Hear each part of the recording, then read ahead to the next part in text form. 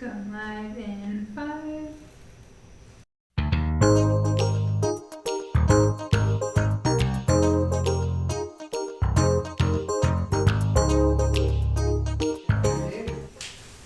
Happy Wednesday. Although maybe I should say good morning, good evening. It's been so fun to see where you all come from around the world and discover you're having dinner or you're having breakfast or you're laying in bed. Whatever it is. Thanks for joining me. It's so much fun to do this. You can hear my coffee with ice, yeah. It's hot again today, although not as hot as it is in other areas. We are so blessed here in the Pacific Northwest. It's warm, we say, oh, it's hot. It's maybe 80. That's nothing compared to what some of you are suffering through. So, no complaints from this kid. It's just pretty darn perfect. Take a moment. Don't forget. Let us know where you are. And today, why don't you type in what you're doing? Having dinner, lying in bed, cooking dinner, waiting for the kids. What are you doing while you are watching Flower School Live? If you are one of the Tulip Bunch, go ahead and put your tulip icon in. If you're on your telephone, turn it sideways, it'll give you a bigger picture. If you're on your computer, you can go full screen. Maybe you're watching me on TV. So many different ways to get Flower School Live. Today's going to be grand fun though, so make sure you have everything at your disposal so that everybody else can just take care of themselves and you get to be at Flower School. We have a full house, pretty exciting. In the studio, teacher Carolyn and teacher Michelle, Facebook and YouTube. Creative Ricky is keeping us live and on schedule. Virtually, we've got Susie on YouTube, Caledonia on Facebook, David bouncing back and forth, and we have you. Be sure to introduce yourself. This is a collaboration. It's an important part. Connecting tulips, getting to know each other, because you never know when that tulip is going to become your friend, your flower friend, when things have to get done. I know many of you work together. Many of you support each other, answer questions, and we love you for that. Live today, take a look behind me. I'll scooch over so you can see more. Is that not beautiful? I mean, look at all of this plethora of absolutely amazing stuff. Mostly fresh, a bit of dried poked in because, you know, dried's on trend. But look at the foliages, the vines, the blooms, some pods, some flowers, cosmos. Look at this one. The Sweet William, let's see if we can get a close-up of that. That is so gorgeous with the multicolor. Isn't that great? I love it. So you can see you are in for a treat. 100% of what you're looking at up here is local grown. Yes, local grown right here. We are in the blessed land, and we've had the sunshine this year to make the crops fabulous. And I would say everything that you are looking at, yeah, everything was grown less than 20 miles from here. How cool is that? Just on the other side of the river in Vancouver, Washington. It's all from a local farmer. Best of all, the local farmer is also an FDI certified floral designer. So proud mama here of our graduates, like, yes! She was actually in class with assistant Hitomi, so many of you have heard that name. And so they were in class together, and she started farming. She'd been farming first, became a florist, and it's just taken off. She graduated in 2020, so we're really looking only 3 years from graduation.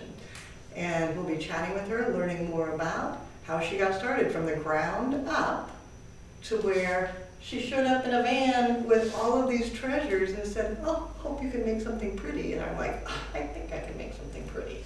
So Susie, Caledonia, put the website link in there because it's Natalie Tegarden, FDI certified, fabulous florist, farmer, owner of Olive Branch Farm. So they'll put the link in there so you can see it. I'm gonna bring you on up, and then they can see your logo on your shirt too. I love it. You got a beautiful logo. That is so great. So you can see the olive branch on there. Move your chair just a little bit, show and tell. Oh my gosh. So thank you. Yes, thank you so much for having me. It's just an honor to be here. I watch you guys, of course, on Wednesdays, and so yeah, this is just very surreal to be on the other side and not on that side. So, I know you always would be on that side of the wall, and we would, no, actually 20. Were you in this? Yeah, yes. you were in this room, so you were on that side of the wall. We'd be doing live, and we'd say, on the other side of the wall is class. Yeah. And you were there. Yeah. And when you guys made too much noise, we'd go, shh.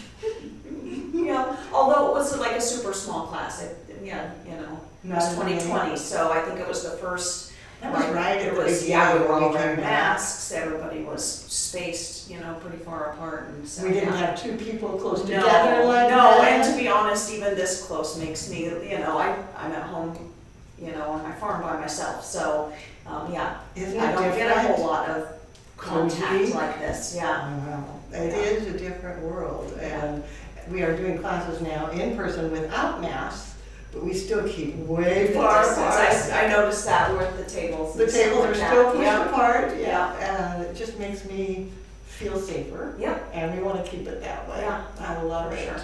So as you guys are watching and seeing what we have here, think about your flower farming questions. We do have some information we definitely want to share with you, and now we all coming out of our mouth.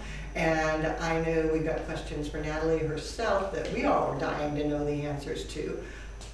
But as you come up with thoughts, she's here for an hour. Her brain is yours, and she's been doing it and doing it well, as you can see. The flowers are fabulous. So if you have questions, go ahead and type them in there. Michelle and Carolyn will be watching and making sure to verbalize those so that we can get them answered for you. But we're going to go ahead and jump in here and get started because I need to make a bunch of arrangements, and I have a lot of flowers to do that with. So I had this grand vessel that was gifted to me, and when I was looking at everything, I thought, today's the day. So Susie, thank you, because this is going to be the perfect vessel for these flowers. I needed something that gave me lots of space, and Natalie shared with me that she's predominantly foam free, which buying local, using local flowers makes sense. So everything we're doing today is foam free. Got floral netting, water taped in place, and then we've got so many things. I'm going to have you help me with variety names. Sure, that's Rudbeckia, and it's Safari Sunset. Safari Sunset Rudbeckia. That's Fata Morgana Scabiosa. This scabiosa with this soft buttery yellow is just gorgeous. I was going through sorting things thinking, oh, I've got to have that. Oh, I've got to have that. Oh my gosh. So also Scabiosa, but this is Starflower. So it has different variety. Yeah, it doesn't open up quite this many petals, and they're kind of like a really pale blue before they turn into this. Into that pot. Yeah. Okay. And then getting it back out. Yeah, so that is Auroch. There's a couple different colors. That's Ruby something or other. Ruby, right? Auroch, so like Yeah. O-R-A-K? ACH. A-C-H, Auroch, okay. I love the texture of that. I do too. It and Cress are the two that I use for that kind of, I like a lot of textured product, and then it dries really well too, so. Move that out of our way for the moment, and this was kind of fun because it's two different things, but it's all one thing, right? Yes, we Except for actually that. do have a little bit of Orangium that made its way into that, but yeah, this is Nigella, so this of course is the flower, but depending on the variety that you're growing, you can do pods that are like a green or this kind of a burgundy color, also dries well. So yeah, I can use this, and then when it turns to this, I can dry this and use it as well. So this is the same variety, the blue turns This, to that. I'm not sure. if that's the same one or not. Okay, so it could be Yeah, different. I and it's grow the them same side by family? side, yes. Okay. Yeah, so, I'm really just after the color, you know, whatever it is that I'm going for as far as palette. I know, because look at this palette is amazing. It's absolutely gorgeous. And I thought, oh, well, that's what I'm going to do. So my thought was to use some of the Orac as just a nice basing to add some depth of color. Now, you shared with me that one of the reasons that you grow this is that it dries so well. Mhm. And do you find you sell more fresh or more dried? I definitely, well, it depends on my client market. So what I do, I started out selling wholesale to florists. I eventually moved into wedding work, and so I grow for, you know, the two different clients. So for my wholesale clients, they mostly want fresh, but I use a lot of dried product in my wedding work. Okay. Teacher Michelle, you had a question for us. Well, yes, they're starting to roll in. Roxy wanted to know, how do you manage pests with your cut flower gardening? It depends on the pest, but you know, on a weekly basis, I spend one day taking field notes on what's blooming. It helps me to do planning and stuff on my recipes each year. And then that's when I'm kind of inspecting for insects and such. I grow organically. The only thing that I don't grow organically are chrysanthemums. But other than that, I grow organically, so I am almost all beneficial insects for pest management. So you do your field notes. It's like when I tell our online students to start a flower diary of really studying when do things bloom, when do you see it in market. Even if you're buying cut flowers, it's nice to know when do they appear and then how long they last. And that little bit of knowledge can be so helpful, definitely. Carolyn, what's going on over on YouTube?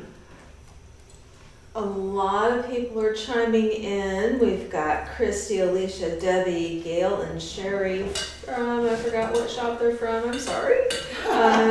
Janet, Rose, Tess, and Marianne is joining us from South Africa. Yay! So welcome everyone from all over the world. YouTube is always a little more of an international audience, which is kind of a fun thing because the seasons are different. They might be Southern Hemisphere, and so products are different, design styles can be different, and it's kind of amazing. Now, as I'm working, I decided to work in a little more of a vegetative mode, so it's almost like everything is just in the ground growing upright, which means I have to wrestle with it sometimes to get it to stay where I want.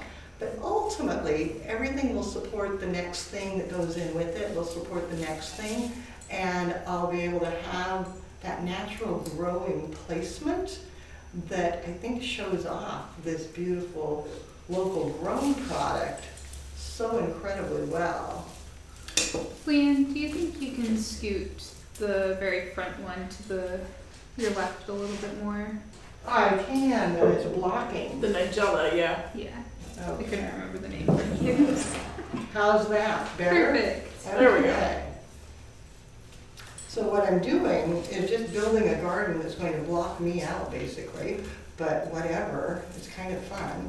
And you're going to see that every time I put something in, I have to fuss a little bit to get it to face where I want, but ultimately there's going to be so much in here that it'll force the next one to face where it needs to be. And by using the floral netting, I have a huge water reservoir to support everything, so I don't have to worry about is it going to hold well. Now, the scabiosa pods are shorter, but they work really well to start adding a bit of basing with some texture right at the bottom to draw your eye inward and brighten up the color a little bit. And I'm going to use it to draw the eye clear to the back as well. Now on camera, you may not be able to see that so much, but when you see it in person, creating that horizontal movement front to back adds depth to the arrangement and increases the texture going through. Now, when I chatted with Natalie way back when we first started talking about it, she said many times what she grows, she incorporates things that she knows will dry well because it's financially beneficial. You don't have to throw it away. Can you share a little bit about your philosophy there? And add in, we've got dried safflower, and you've got a natural color. It dries this way? Yeah, sometimes too, depending on when you cut it, it'll give you a little tuft of orange too, like that's, what you're after. But I do, this a lot because of that boho palette. So you don't have to bleach it to No, get it this way? No, This is just natural? Yep. You let it dry in the field, or do you pick it and then dry it? no, I let it dry, mostly dry in the field, but you gotta be careful because you don't want rain. I was gonna say, that could Because be you don't want mold, you don't want not your moisture friend when it and starts such. raining. Yeah, Okay. so as much as I can, I will field dry, but it doesn't always work. So anyway, yeah, I do throw, when you're wearing both hats, kind of being a farmer and a florist is like having two businesses. And it's impossible to have enough time to do absolutely everything. And for me, if I've got a wedding that's, not in this color palette, but this is ready to be harvested, I don't want to just cut that and compost it because I've put so much time and energy, and this, this is money for me. So if I can dry a product, then I'm not taking it as a financial loss. Which makes sense. Yeah. So you can see Natalie, you can't see me because I'm behind the bush. If you've got other questions, go ahead and ask away. Teacher Michelle, I think you got a question. I do. Cindy had a couple actually. She wanted to know, with the dried wedding bouquets, are you doing all dried or is it a mix of dried and fresh? And what are the most popular colors you're doing with the dried flowers? Sure. So for me, it is a mix, and what I am usually doing is I'll make my bridal bouquet, and then I'm just gonna borrow one of these. It's all yours. Yes, so what I'm gonna do with something like this is I'll break it down and strip it down, and then usually the morning of, I'm gonna give a little bit of floral glue on this and then do an insertion.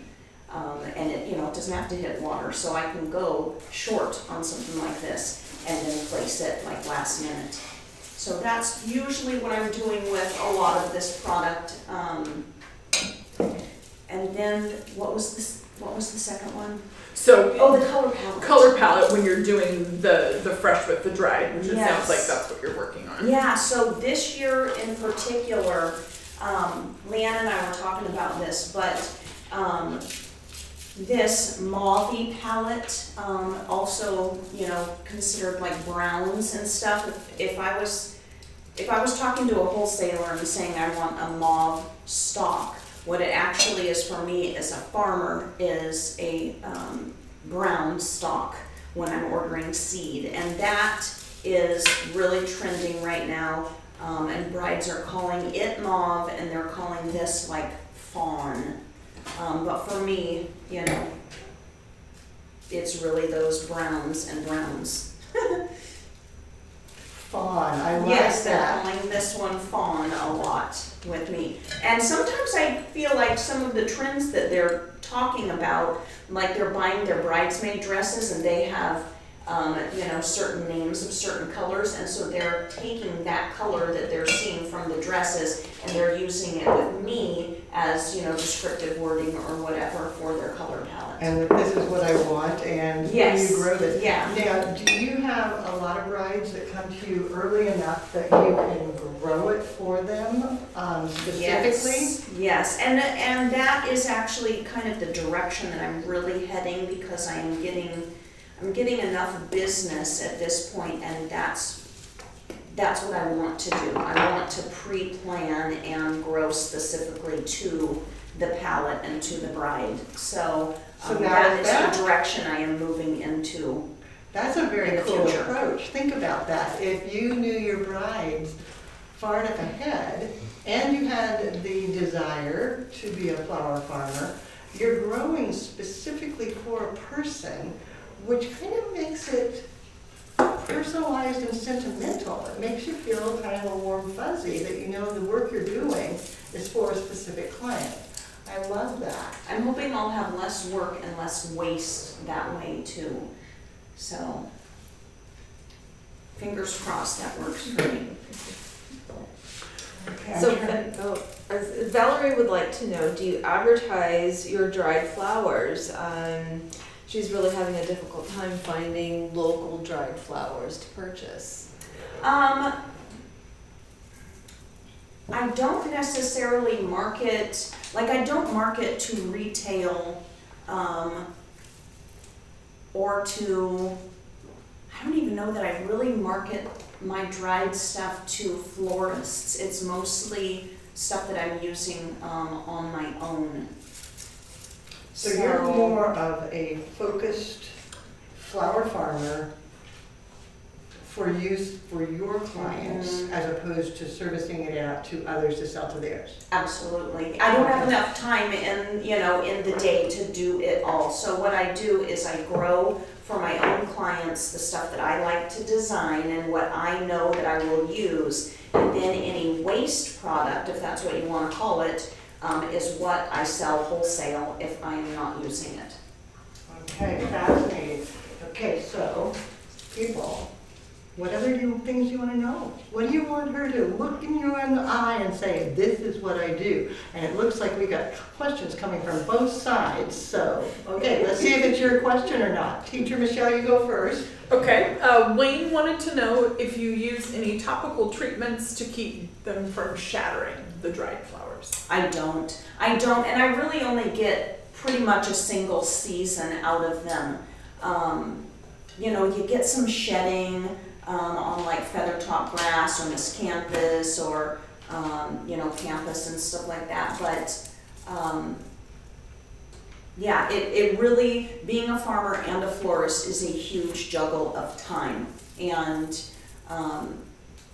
a lot of that comes down to what I have time to do, and I don't have time for a lot of treatments and stuff like that. So, and I use up most of my dried product I use before I run out of season. So I'm not really holding it over past one season. Carolyn. How far in advance do you need to book a bride so that you can grow the flowers that they desire for a wedding? And how many brides can you take at one time? So growing two for a bride specifically is going to be new to me for next year. So my intention is to book out at least 4 months in advance. Lysianthus takes me 6 months. It's my longest grow. It takes 6 months from seed to flower. Stalk takes 4 months from seed to flower. Sunflower, there's so many that are like the 90-day, whether it's a sunflower, baby's breath, or that sort of thing. And there's some that I will just grow that's not necessarily to order. There's, like cosmos and zinnias and scabiosa. Those things produce all season long, and they are staples to my work. So that I won't even ask for an order or something like that. But sunflowers are really super specific. Like I only get 2, maybe 3 brides in the whole season that want them. So if I was seeding those every week, like I'd just be throwing stuff away constantly. So yeah, it'll really be new to me next year to grow specifically, but I'm hoping that I'll be able to recapture some more time to do all the consultations and the florist stuff. Because really your growing season does echo totally the wedding season. Mm-hmm. So it's not like you can do one during the off season for the other. Yeah. And Fascinating. in past years too, I've done most of my consultations in winter, or like fall. I'm getting contacts starting in maybe November and stuff for the following year. And this year I am having brides wanting to do consultations now for their next year's wedding. And that's I haven't really experienced that push so far in advance as I have this year. Isn't it interesting, because things do vary, and I think COVID made things unique 100%.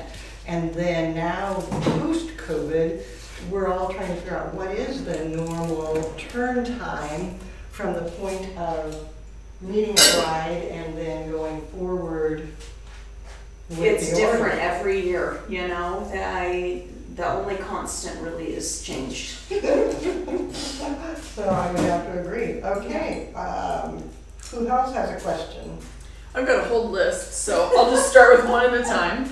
Cindy has a pricing question. Sure. She is curious, when you're working with your product, do you buy from yourself as a wholesaler and then do your traditional markup as a designer, or are you farm direct, quote unquote? I absolutely pay myself for wholesale product. I absolutely go with the exact same thing that you would do as a florist, because you have to actually price that way correctly, because I may have a crop failure.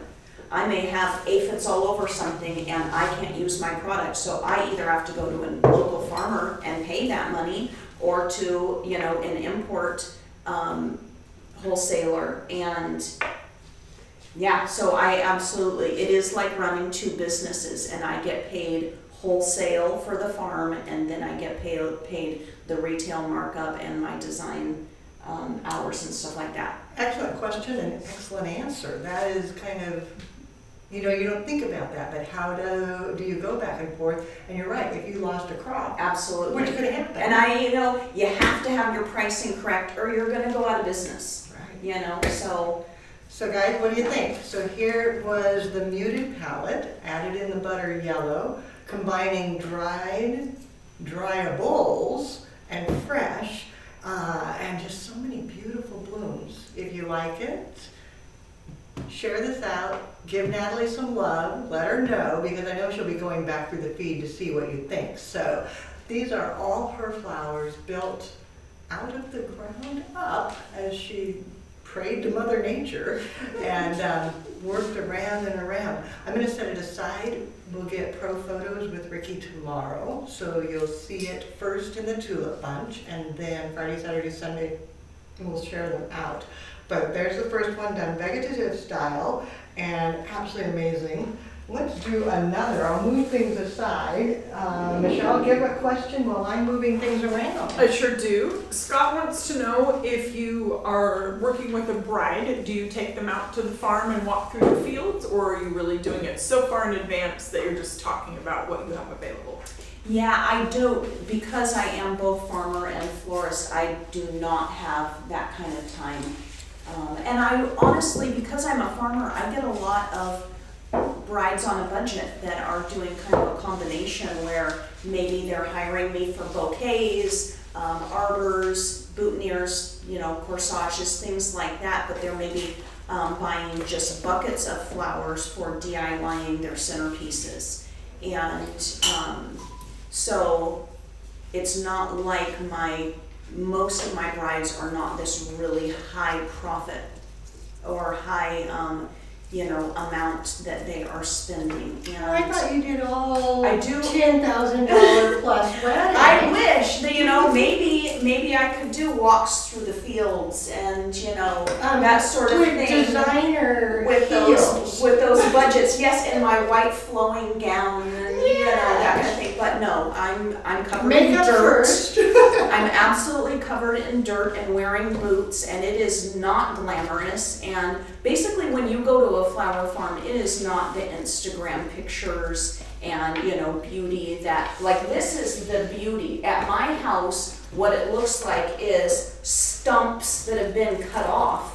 And, you know, it's this tall and it's weeds and, you know, it is not someplace I want to take a client, if I'm being downright honest to you. I give them the pretty part and I keep the ugly. And so, yeah. So how many people work with you? And you've got, I didn't tell them, she's got about 5 acres that she's farming. That's a lot of land. Okay, 5 acres. She actually has more, but she doesn't farm it all because of time.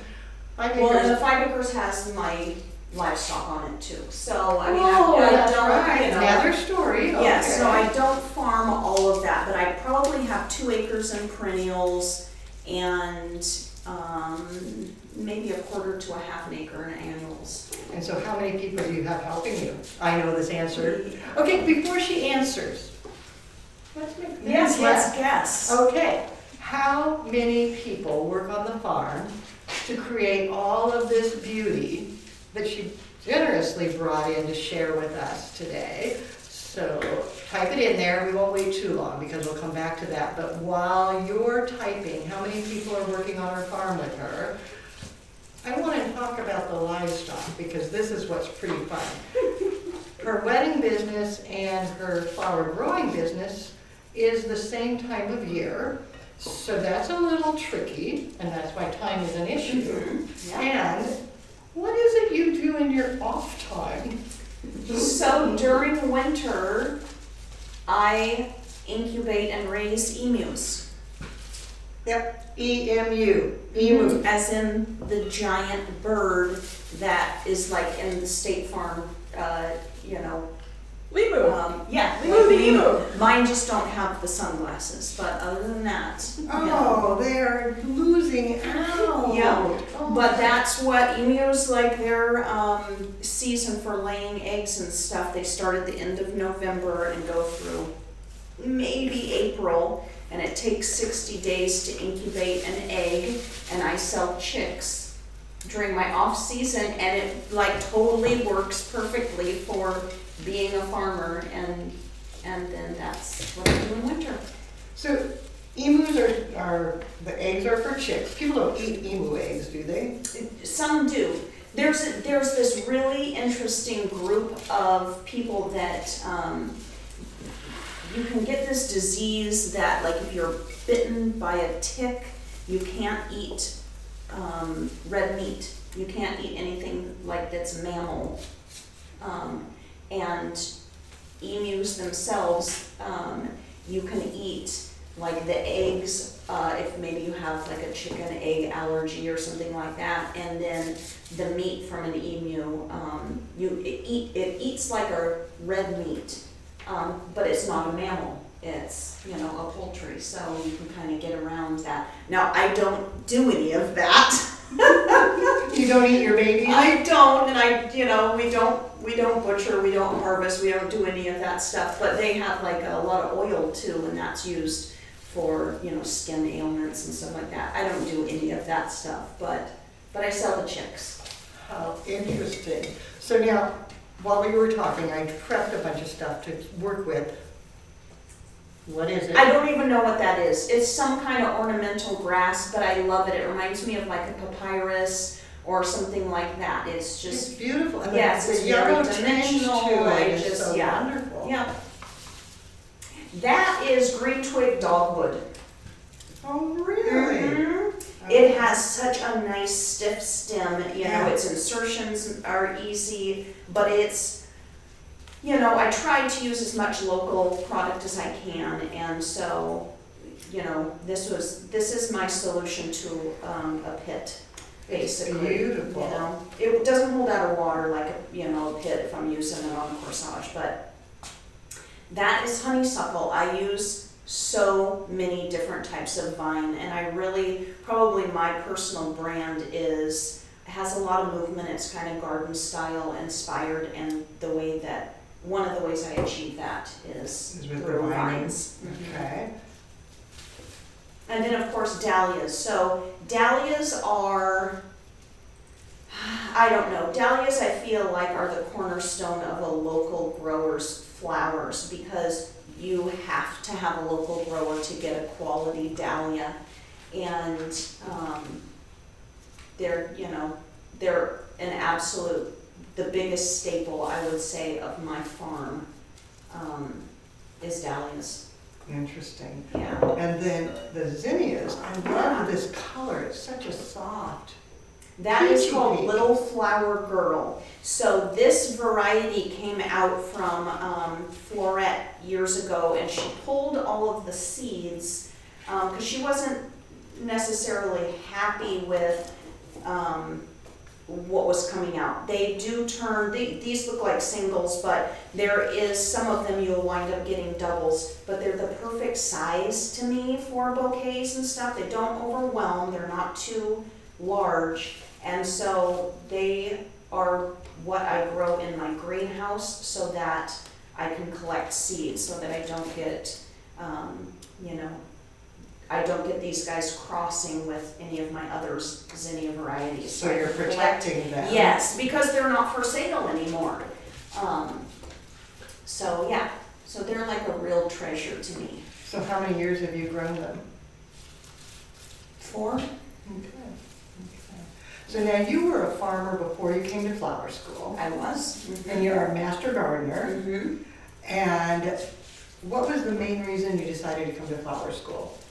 So I originally started my business thinking I was going to wholesale, and my niece asked if I would do the flowers for her wedding. And Nieces are good for that. right, and so I really did not feel, qualified. I did not feel skilled enough to, I could grow them all day long, but whether I could make them actually look good, I had no confidence in that. And so I wound up, one of my main women that I wholesale to is Marilyn at Main Street Floral in Battleground. And so the year 2020, when my niece was getting married, I asked her if I could shadow her for all of her weddings. And so I did all of my wholesale growing and all of that all week long. And then on Friday, I would go in and watch her. And then I went on Saturdays and watched everything, with the setups and all of the stuff that she was doing. And she would talk through design. So it was kind of like being bench trained. I did not do any work for her. I just watched, and she taught me as she went. And she was a huge advocate for getting certified at FDI. And so I think that I signed up for the first live class that you guys had, and I did that and my niece's wedding in the same month. Oh my gosh. So, yeah. Oh, I love it. Well, thank you to Marilyn for referring you to join us, because it's a joy to be able to say that you're an FDI certified designer, and then also to see how many beautiful things you've grown.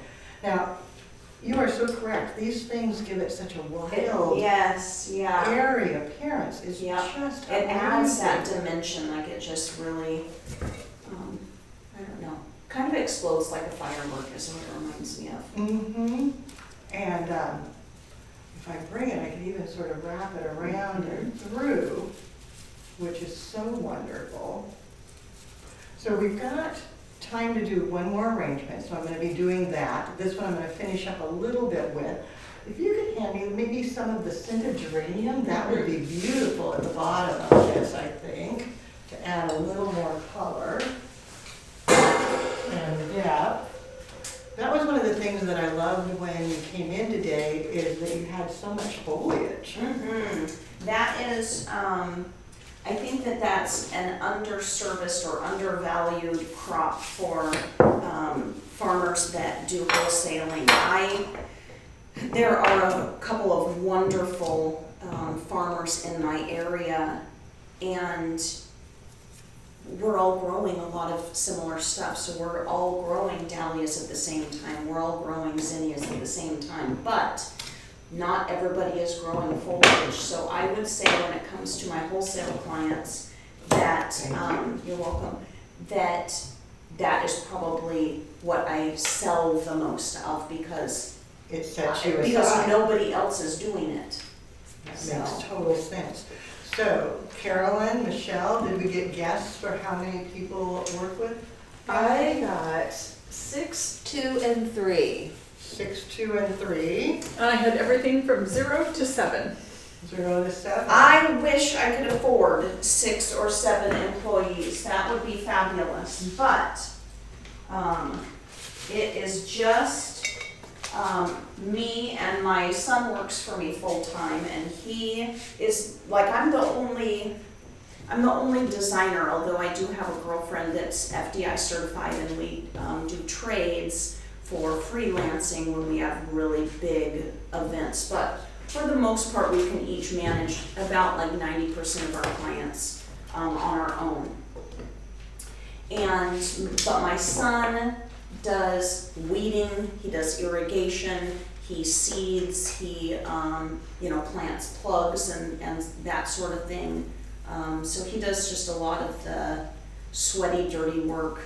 And then my husband helps with anything that has to do with the tractor. So he does all of the tractor work. For his full-time job, he works in technology. So he helps me with like the technology of irrigation, or with my CRM when it comes to, sitting behind a computer, because that is probably like my biggest weakness, is anything to do with the computer. So we're definitely like a family affair. My mom comes in, she washes all of my buckets for me. She lives on my property. And so, yeah, it's a little bit, it's two of us full-time, and then help basically on the weekends from the rest of family. Thing that I found so wonderful when she was telling me that this afternoon when she came, because we chatted beforehand so that I could be aware a little bit of what she was doing and such, because it's been 4 years since I've seen her in the classroom. So, 3 years, but a long time. So I wanted to know. But I love the fact that she and Jennifer, another graduate, have paired up. And that's what so many of you are doing when we meet on the live, is you make that connection, you build a collaboration, and all of a sudden you're supporting each other, which is pretty great. So I went ahead and dropped this in a vase, but you can see it could be a bouquet. I could just tie it off for a wedding, or I could leave it in a vase and use it as a centerpiece. It's all local grown right here. Teacher Carolyn, I'm going to set this one aside because I'm going to make up for grabbing flowers for one more, because we got to do another arrangement. We've got too much pretty stuff. So, Teacher Carolyn. So everyone is curious, going back to class, what was your favorite part of class, and what was the biggest challenge?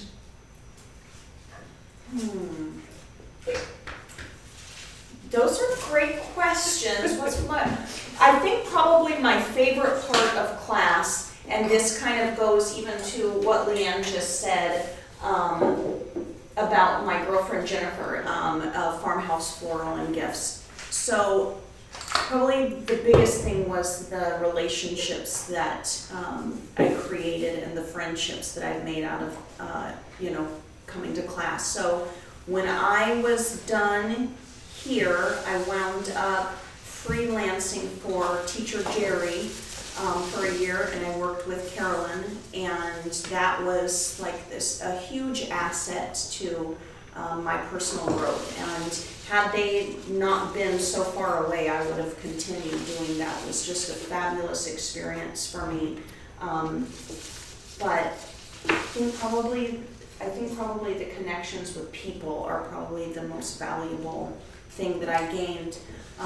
Second to that, of course, is just the basics, basics of design, the elements and principles, color theory, stuff like that.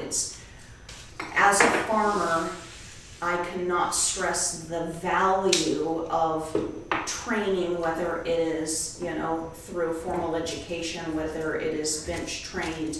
I do not think as a farmer that you can be as great of a designer if you aren't really investing yourself in learning. There is a formality to design. And there is information there that you really need to be able to do. Wedding work, funeral work, like market bouquets and everyday type stuff is not quite as critical, but I knew going in that if I wanted to do wedding work that there was a body of knowledge there that I had to have in order to serve my clients. It's interesting because when you have beautiful product like you have here, you can make pretty, but if it doesn't stay together or if it doesn't live, what good did it do you to make pretty? So, yeah, I applaud you for putting the effort into getting educated to do a better job for your client. Yeah. What is this product, remind me? Sure, that's a lovely perennial called Mountain Mint. And if you were to actually be here, it smells like mint. It's not in the mint family. Like if you were to feel its stem, it is not a square stem, but it smells just like mint. And I love that kind of that whitish dusty tone. It's really trendy for, you know, pairing with the eucalyptus. We were talking about with lamb's ear, with Dusty Miller. It just has that great tone that all of my brides are wanting eucalyptus. So this is another, like just an additional foliage I can use. It's great in centerpieces because it smells fabulous.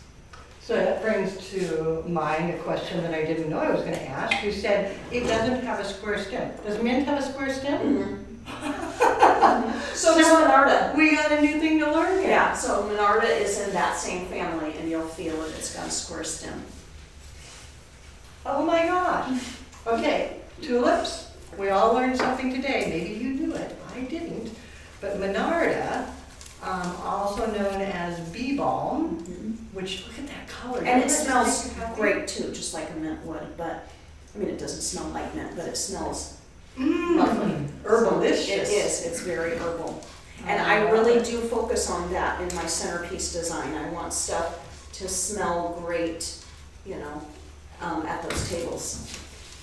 How fun. Okay, more questions. We've got 15 minutes, people, so if you haven't typed your question in yet, do. If there's someone that needs to meet Natalie, would you please share this out? Tag a friend, spread the word, because we want people to know what Natalie's doing, because we are proud of her and we think she's doing a pretty darn good job of it. So if you would share that out and get your questions, and I'll shut up so that Michelle and Carolyn can tell us what our questions are.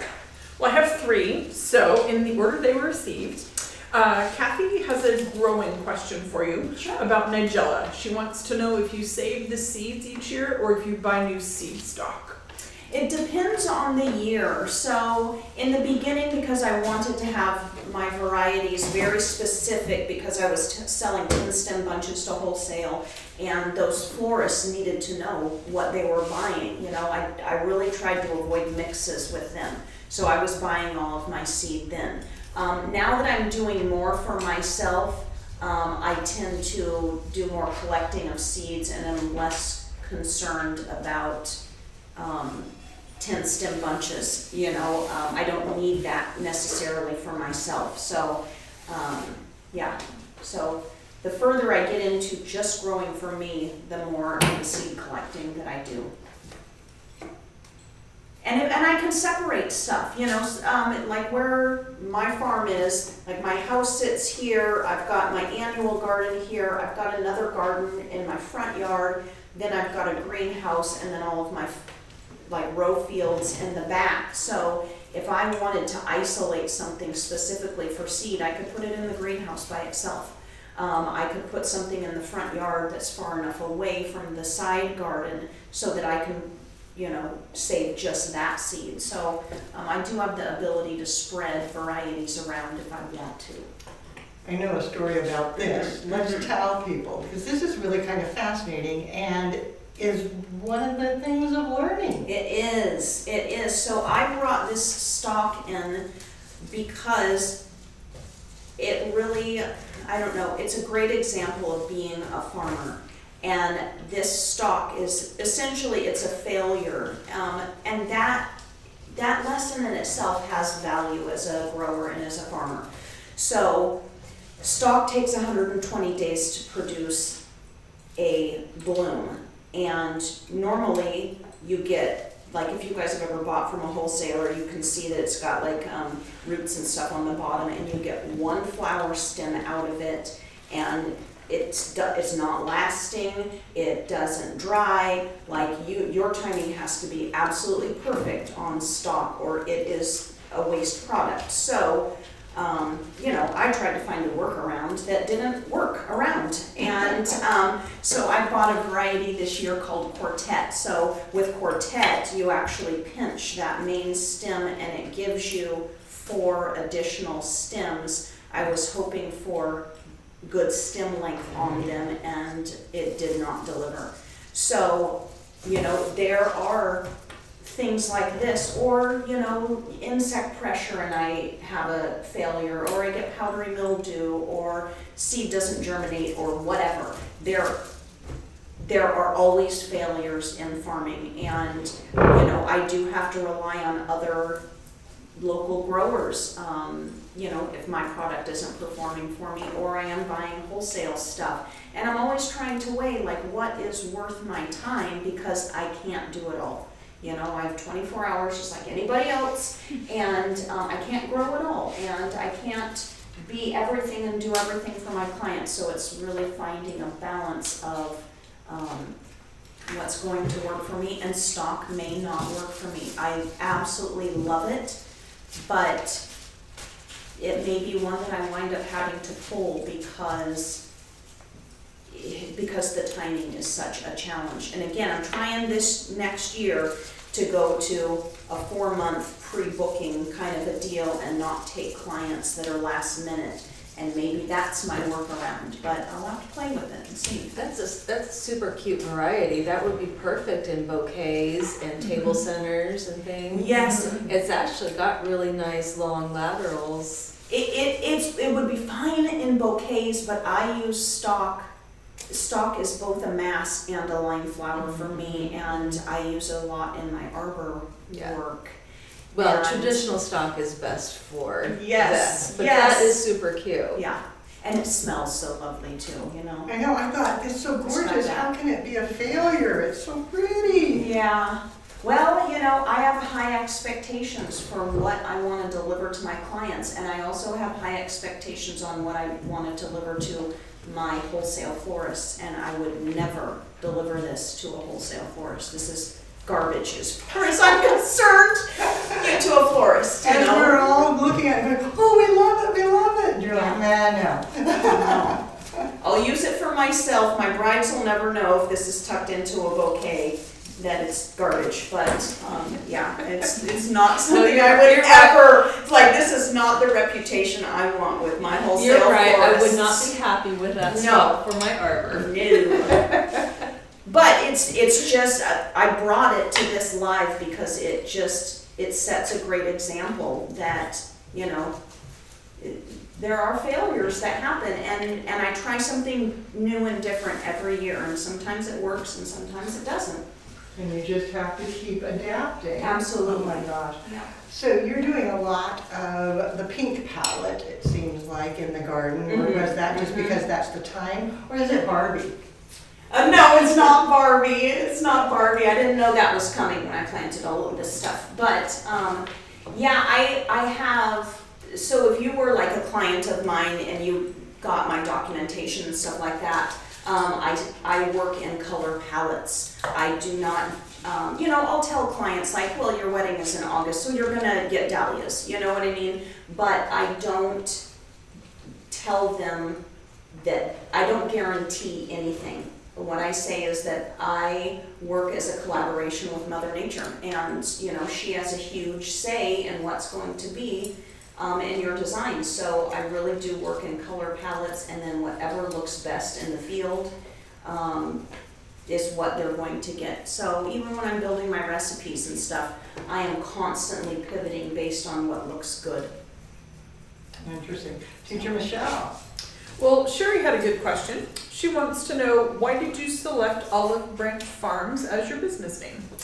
Sure, so I chose that kind of as a philosophy of what I wanted. I wanted it to be a constant reminder to myself of what I was doing and what I was after with my business. And I am a master gardener, and you know, as master gardeners, we're required to do so much volunteering in the community. I wanted to have that feel with my business. So I wanted to offer price points to anyone within my community that flowers were attainable to all, and I wanted what I was doing to be like an offering to everyone in my community, that regardless of their income or whatever, that everyone deserves to celebrate, you know, life's milestones. And that was kind of my philosophy and what, I don't know, what influenced my business name. So that every time you see your logo and you see your business name, it reminds you Yeah, brought you what I'm there. doing, you know? Yeah, what I'm doing and why I'm doing it. That's a nice approach because it is a reminder of just what's important and what's going on. So if you had a bit of advice for our tulips that are out there watching, a first timer, somebody who is just thinking about starting to grow and add flower farming to their repertoire, do you have any bit of advice you would share with them? It would depend on who I was talking to. If I was talking to a florist who wants to start growing flowers, there's two different approaches that I would suggest. So if you have not much budget to work with, annual seeds are going to be your cheapest entry. I would say starting small is ideal because this is not gardening. This is totally different, and if your approach is like gardening, you're going to be overwhelmed with weeds and things like that. Like I have to have technology for my irrigation. I have to have technology for fertilizing. I've got landscape fabric on pretty much everything so that the weeds don't take over. It's very, very different. If you have a little bit of a more budget, I think the better value to start with is perennials. Because you are not seeding, you don't need the trays, you don't need to constantly be putting all of this time into them. It's a one and done, you plant them and you're off to the races. But they're more expensive, so it kind of just depends on and then if you're already working as a florist, what are your favorite things that you're working with? And grow those things. The more that I do this, the less I grow as far as range. I wind up knowing I really like these plants, and I grow this stuff, but I never use it. And so I just kind of wind up shrinking down and shrinking and shrinking and shrinking and keeping just my favorites. It's fascinating to me the diversity of things that you have available. Do you have any idea how many varieties you grow? Well, species, Yeah, hundreds and hundreds, and then when it comes to varieties, you know, some are one and some are too many, or, you know, like zinnias, like good grief, you could do, 40 different varieties of zinnias, which, I don't, but, I mean, it would definitely be in the thousands. Oh. Dahlias, I have a problem with dahlias. I grow way too many of them, and during winter when I have all this time on my hands because I'm not growing, then I get sucked into the dahlia tuber wars. And, that is a struggle. I grow way, way too many dahlias. I love it. So, the diversity that I'm looking at, to me, is amazing. Foliages, dahlias, and then interest things, and then being brave to try something new and different, not knowing if it's going to work. People, now you know how much work it is, that yes, there can still be failures. There's beauty in failure, right? There is beauty in failure and the amazing variety of things that can be grown. It's pretty much exciting. Now we've got about 1 minute. Is there any last question, Carolyn, Michelle? Nothing over here on YouTube, just lots of hearts flying around. So if you love the designs, my question to you, let's do a tally. Which was your favorite? The one at the beginning with the muted in the big brown pot, tall but dried and fresh. So number 1. Number 2, the hand tie. Or number 3, the pink urn. So let us know which was your favorite, because this is sort of like consumer interest, so that she knows, gee, I should be growing more of this, this, or this. So go ahead and type in there, which was your favorite? The brown at the beginning, the hand tie with the orange and kind of pinky pink, or the pink, and which one fits your favorite? So 1, 2, or 3. Then share this out, tag a friend, and show Natalie the love, because she put a lot of work into all of this and was brave to come and face you on camera, because we all know that takes I know I'm work. behind the camera. I've been with all of the rest of you watching the lives every Wednesday. And So then you come on this this is side and very you're like, different. oh, no. Yeah. It is different. Well, I am so glad you came. I know we talked about this months and months and months ago. We did. And then all of a sudden, it's time. And then I was afraid that it wouldn't work out, because you never know. Then we've had heat. I thought, oh, you may be so crazy busy. Thank you. You're for very, squeezing very us in. welcome. I was really glad to be here. Yeah. It's just grand fun to catch up with you. So thank you to all of you. Next week we'll be live again. We don't get to have Natalie next week. If you do have questions, go ahead and type them in there. I know she'll be looking, and we'll try and get them answered even later. And then be sure to check out her website. And who knows, maybe you need to order emus this winter. Have a great time. Get out there and do something you love. Bye for now.